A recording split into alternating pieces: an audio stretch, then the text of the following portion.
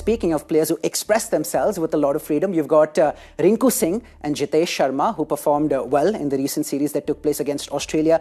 Jitesh played well in the last couple of T20Is, whereas Rinku had a good series overall. Now, we spoke about the problem of plenty as well at the start. Zach, how do we fit both in? Because we're competing for limited spots. At number 5, you might have someone like a KL Rahul coming back in. You should say that Hardik Pandya is a shoo-in at number 6. At number 7, if you end up playing one of them, either Rinku or Jitesh, then Jadeja might have to play at 8, which might mean that the bowling looks a bit thin. So how does India solve this conundrum? well, it all depends on what kind of template you're going to follow. You know, if you're looking at 6-5 and the 5 bowlers is something which you're going to be happy with and back them through and through, then the whole scenario changes. I think with Jitesh, because he's a keeper, and he's a middle order bat, can be a decent finisher, has got good numbers with strike rate, and that position, you know, why I've been saying 4, 5, 6 is so critical in this format, because you don't have that much time. You have to start from word go, and that is not easy for many players. Even if you are regularly playing in that position, you can't really master that position. Very few actually are able to make that kind of impact, and you got to measure those players' impact also in a different way. You know, how quickly they are able to get off the blocks, how many sixes they are hitting, how they are making use of different conditions. Even in challenging conditions, if someone is putting up those kind of performances, then the value goes up that much higher. If you are able to hit spinners, seamers, genuine quick bowlers, you know, then your value goes even higher.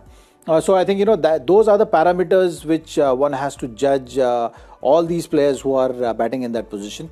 So Rinku has been developing into a very nice finisher, which is a great sign. Jitesh, the sample size is very small. I know that these innings you're talking about T20 career and not just the international. Exactly.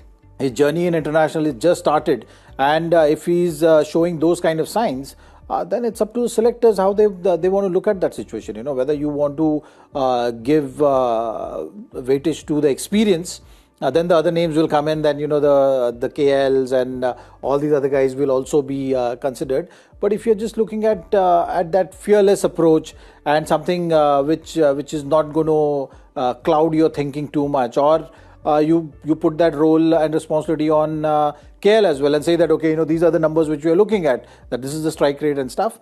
So it's going to be a process. It's very hard for anyone to just say it from here, and it's not going to be an easy pick for the selectors also. But as long as you have the clarity as team management and the selectors, and you go in that direction, there are chances that you will back the right names to start with and see success also down the road. So Zach, you know, you give a very nuanced answer to that question. You talked about the fact that the selection of these players depends largely upon what template India want to play with. So I'm going to throw it back to you. Yeah.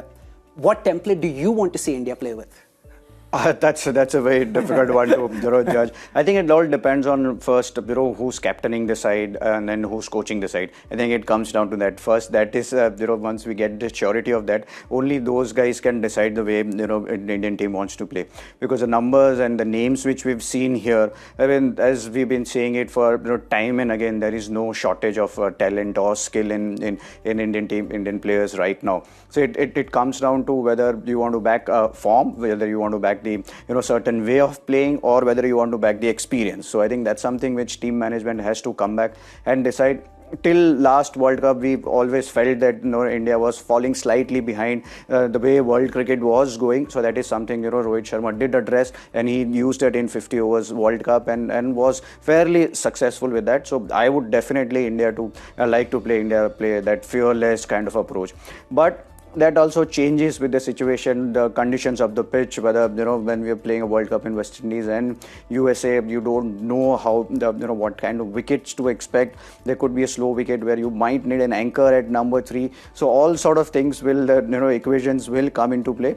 But at the end of the day, India has to think that India has those players who can win World Cup, and every World Cup India will go in India will definitely be favorites to win the World Cup.